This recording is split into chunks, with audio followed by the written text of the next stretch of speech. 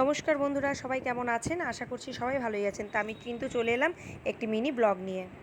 আজ ছিল শ্রাবণ মাসের অমাবস্যা, তা আমি কিন্তু মোটামুটি রেডি হয়ে গেলাম। এই তো একদম কমপ্লিট রেডি। তা আমি চলে গেলাম, আমার পাড়ায় পুজো ছিল মায়ের, তো সেখানে আমি চলে গেলাম।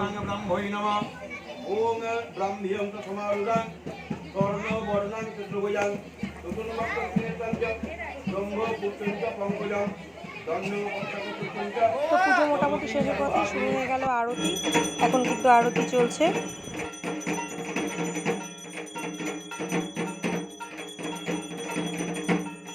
তা ব্লগে যদি আমাকে একটু নাই দেখলাম, তো ব্লগ তো অসম্পূর্ণ, তাই আমিও আমাকে একটু দেখিয়ে নিলাম। এই দেখো আমি কেমন সেজে গুজে বসে আছি পুজোর মাঝখানে।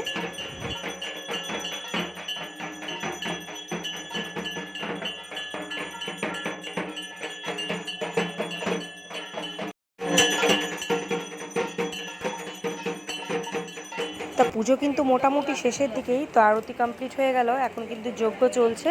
তো এই যজ্ঞ হওয়ার পরে আমি প্রসাদ নেব। প্রসাদ নিয়ে কিন্তু আমি বাড়ি চলে যাব।